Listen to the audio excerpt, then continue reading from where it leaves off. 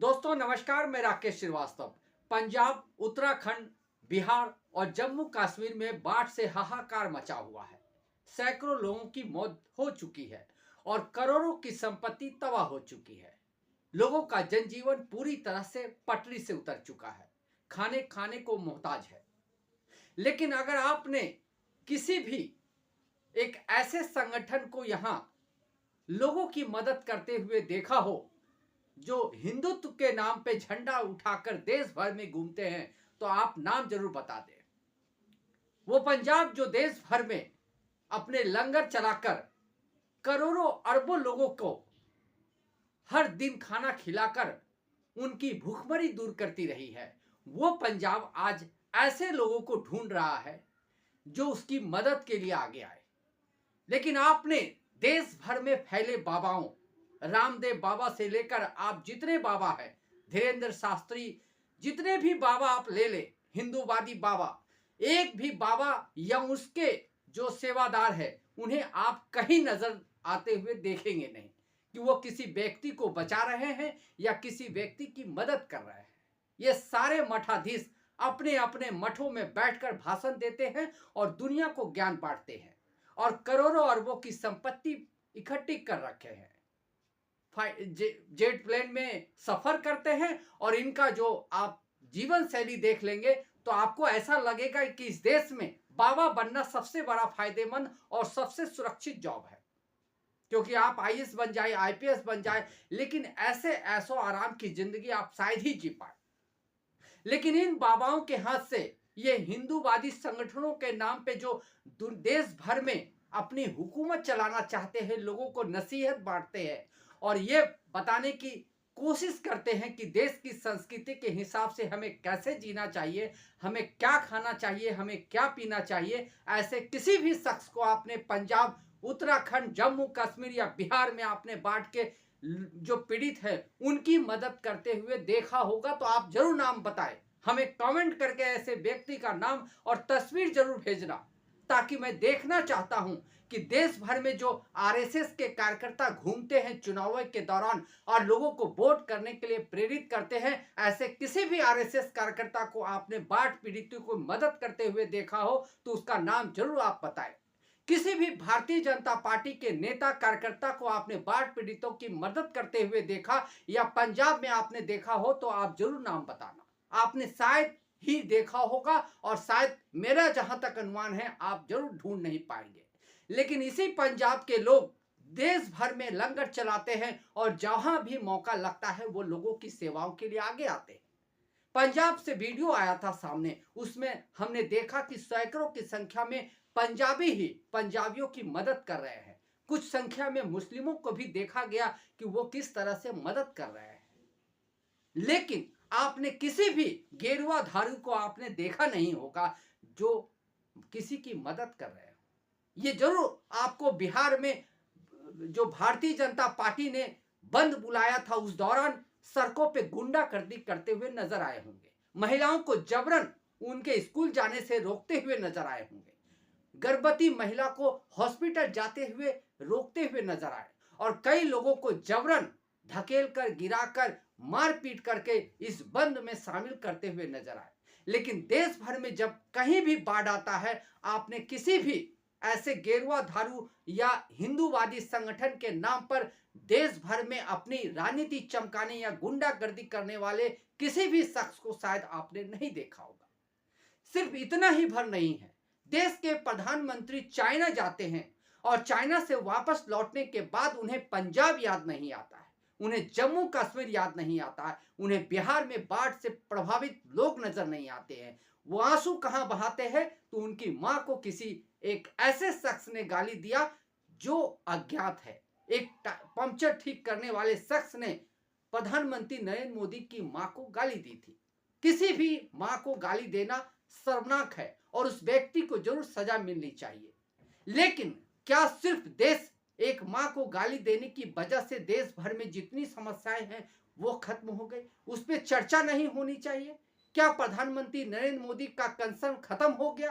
क्या पंजाब के लोगों से उनका कोई वास्ता नहीं है? इसलिए क्योंकि पंजाब में भारतीय जनता पार्टी की सरकार नहीं है।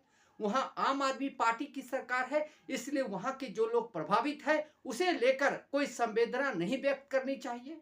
प्रधानमंत्री ने अपनी मां को लेकर एक ऐसी संवेदना भरा बयान दिया जिसके बाद अगले ही दिन वहां पर भारतीय जनता पार्टी की तरफ से बिहार बंद बुलाया गया और इस दौरान उनके ही कार्यकर्ताओं और पदाधिकारियों ने जो सड़कों पे गुंडागर्दी की, जो नंगा नाच किया, वो भारतीय जनता पार्टी और पूरी पार्टी के लिए शर्मनाक है।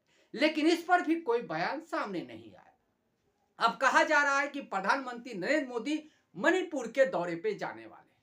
2 साल से अधिक समय से मणिपुर जल रहा है, लेकिन इतने दिनों में प्रधानमंत्री नरेंद्र मोदी को मणिपुर की याद नहीं आई। अब जबकि वहां मामला ठंडा पड़ने लगा है, सारी चीजें शांत होने लगी है, तो अब प्रधानमंत्री वहां दौरा करेंगे। लेकिन अब दौरे करने से क्या मतलब है, अब क्या फायदा होने वाला है। अब पंजाब की ही बात कर ले। पंजाब में आज करोड़ों की आबादी वाली जो पंजाब है, वहां लाखों लोग पीड़ित है। उनकी घरें टूट गए हैं, उनके घरों में पानी घुस गया है, उनके लोग मारे जा रहे हैं, उनके जितने जमीन है वो बह गए हैं और जो भी संपत्ति थी वो तबाह हो चुकी है, वो सड़कों पे आ चुके हैं। लेकिन प्रधानमंत्री वहां का दौरा करेंगे, इसकी तो कल्पना ही ना कीजिए। उन्होंने उसके लिए एक बयान तक नहीं दिया कि पंजाब के लोगों को थोड़ी राहत मिले या पंजाब के लोगों को ऐसा लगे कि इस देश में उनके लिए भी सोचने वाला कोई प्रधानमंत्री हो। उन्होंने सिर्फ उत्तराखंड में जब बाढ़ की स्थिति थी तो उसके जायजे लिए, वहां की जानकारी ली कि क्या हालत है, क्योंकि उत्तराखंड में भारतीय जनता पार्टी की सरकार है।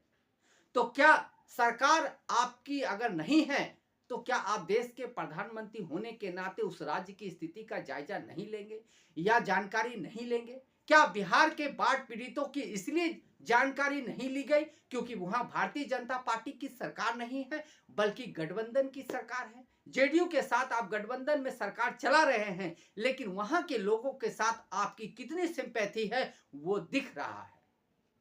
सर चलाकर, यानी चुनाव आयोग की तरफ से जो एक सर कार्यक्रम चलाया गया वोटर लिस्ट से नाम हटाने का, उसमें 40 लाख महिलाओं के नाम हटाए गए। ये कौन महिलाएं हैं जिनके नाम वोटर लिस्ट से हटाए गए? इस देश में कहा जाता है कि हर दूसरी योजना महिलाओं को सोचकर बनाई जाती है। जैसे महाराष्ट्र में लाडली बहन योजना बनाई गई और 15-15 हजार रुपये महिलाओं के खाते में पहुंचाए गए। यह अलग बात है कि उसके 3-4 महीने के बाद चुनाव होने थे और उसका राजनीतिक फायदा उठाना था। इसी तरह से अब बिहार में 40 लाख महिलाओं के नाम काट दिए गए। आखिर ये कौन महिलाएं हैं? ये वही महिलाएं हैं जिन्होंने नीतीश कुमार को लगातार वोट करके उन्हें सत्ता में बनाए रखा, क्योंकि शराबबंदी लागू करने की वजह से वहां की महिलाएं नीतीश कुमार के साथ खड़ी नजर आती है। तो इसी नीतीश कुमार को चोट पहुंचाने के लिए, उनके वोट बैंक को खत्म करने के लिए महिलाओं के नाम वोटर लिस्ट से हटा दिए गए। लेकिन सवाल आज वोटर लिस्ट का नहीं है, सवाल आज चुनाव का भी नहीं है, सवाल आज देश की संवेदना का है कि पंजाब में, उत्तराखंड में, बिहार में, जम्मू कश्मीर में हर जगह लोग बारिश से और बाढ़ से तबाह है, परेशान है। बच्चे, बूढ़े, जवान, हर कोई अपनी जिंदगी के लिए तरस रहा है। उन्हें खाने को दाने नहीं मिल रहे हैं और देश के प्रधानमंत्री चाइना से यात्रा करके आने के बाद एक ऐसे शख्स के गाली देने को लेकर इतना बड़ा बयान जारी करते हैं जिसे लगता है कि देश में और कोई मुद्दा ही नहीं बचा है।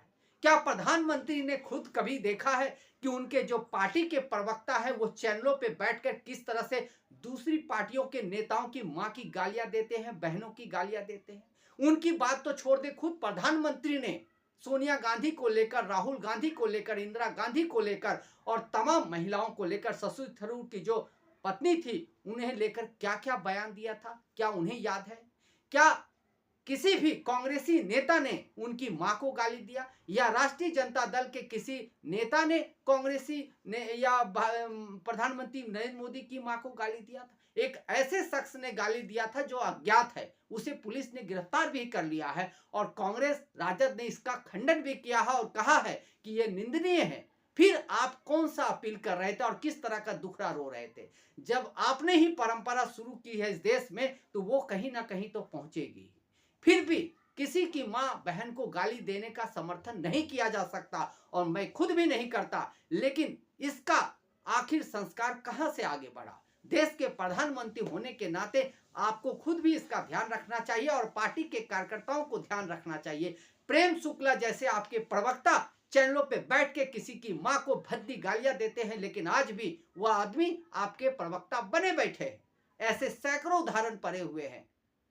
तो इसलिए जरूरी है कि हम अपने जो गलतियां हैं या गिरेबां पे पहले झांके, उसके बाद प्रवचन दे। लेकिन देश में अगर कहीं बाढ़ आती है, कहीं कोई पीड़ित है, तो उसे देखने का कि एक जो कर्तव्य होता है, एक ड्यूटी होती है, देश के प्रधानमंत्री की होती है। प्रधानमंत्री किसी पार्टी के नहीं होते हैं, देश के होते हैं। लेकिन ऐसा लगता है कि भारतीय जनता पार्टी के प्रधानमंत्री नरेंद्र मोदी सिर्फ भारतीय जनता पार्टी के बारे में सोचते हैं और उन्हीं के प्रधानमंत्री हैं। नहीं तो उन्हें पंजाब के दर्द और हरियाणा का दर्द या जम्मू कश्मीर का दर्द, बिहार का दर्द जरूर नजर आता। आज के लिए बस इतना ही। अगर आप हमारे श्रोता हैं तो आप हमें जरूर लाइक और सब्सक्राइब करें। तब तक के लिए नमस्कार।